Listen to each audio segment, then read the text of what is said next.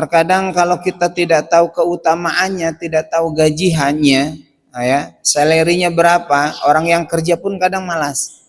Seperti itu. Nah, begitu juga dalam mengamalkan perintah-perintah Allah. Allah Subhanahu wa taala berikan kita padilah-padilah keutamaan-keutamaan biar kita semangat. Ya. Lalu apa yang akan kita terima apabila kita sholat berjamaah di masjid? Ini yang pertama. Fadilah dan keutamaannya besar Ibu Bapak yang dirahmati Allah Subhanahu wa taala. Yang pertama, ya, apabila kita melaksanakan sholat berjamaah di masjid, pahalanya berapa kali lipat? 27. Dalam hadis yang lain 25. Kita ambil yang besarnya saja ya, 27 derajat. Dan itu pasti Ibu Bapak yang dirahmati Allah Subhanahu wa taala, 27 derajat yang Allah janjikan itu pasti akan kita dapatkan. Dan kemungkinan besarnya itu dapat pasti. Kenapa? Apabila imam misalnya tidak khusyuk, ya, ada makmum yang khusyuk, dapat 27 derajat itu. Ya. Imam misalnya kurang fasih, ada makmum yang fasih, dia memperbaiki kesilapannya melalui sir misalnya, maka kita pun dapat. Imam kurang fasih, ada makmum yang fasih, diperbaiki, kita dapat. Ya. Imam tidak khusyuk, makmum tidak khusyuk, tidak fasih, makmum tidak fasih, tapi barisannya lurus kayak tadi, dapat juga. Jadi 27 derajat ini pasti didapatkan. Kalau sendiri kan susah. Kenapa susah? Banyak QC yang harus dilewati. Lihat kekhusyuannya, ya kan, untuk mendapatkan pahala walaupun cuma 1 derajat. Kalau salat sendiri kan 1 derajat. Untuk mendapatkan 1 derajat banyak sekali filter yang harus dilewati. Kekhusyuannya diperhatikan, tumakninahnya diperhatikan, masya Allah. Ya. Tapi yang sholat berjamaah pasti dia dapatkan 27 derajat. Ya. Jadi sholat berjamaah ini hadir yang dirahmati Allah Subhanahu wa taala, seperti kalau orang jualan itu seperti jualan apa kemarin tahun baru tuh jualan jagung.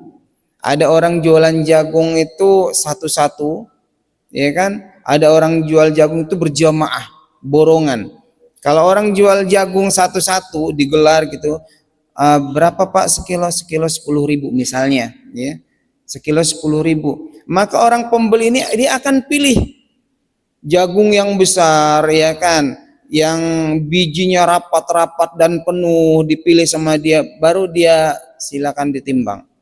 Sekilo 10.000. Tetapi apabila penjualnya ini dia jual jagung ini dengan cara berjamaah, dimasukkan ke dalam satu goni, dalam satu karung, ya, yang ompong-ompong masukkan, ya, yang kecil masukkan, kadang yang busuk juga dimasukkan juga, gitu kan.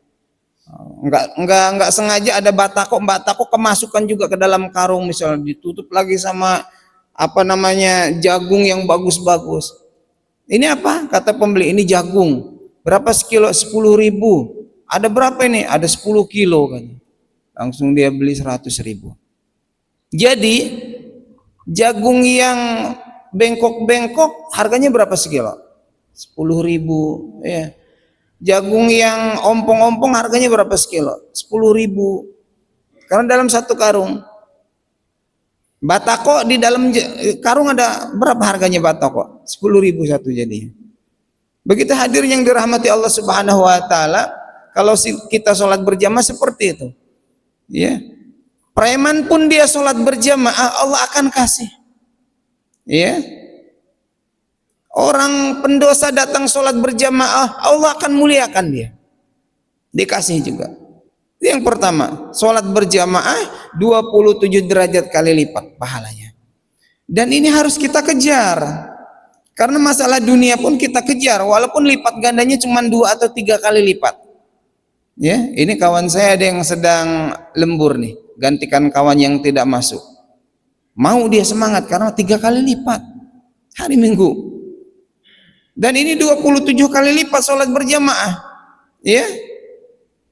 Kalau seandainya di Batam, 1 bulan gajinya 1 juta misalnya ya. Terus di Jepang sana 1 bulan gajinya 27 juta. Kira-kira kita kemana cenderungnya? Ke 27 juta. Sudah pasti. Karena otak kita kan otak bisnis semua.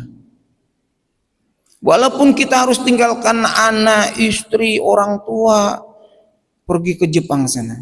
Kenapa sampai kayak gitu? Di sana 27 juta.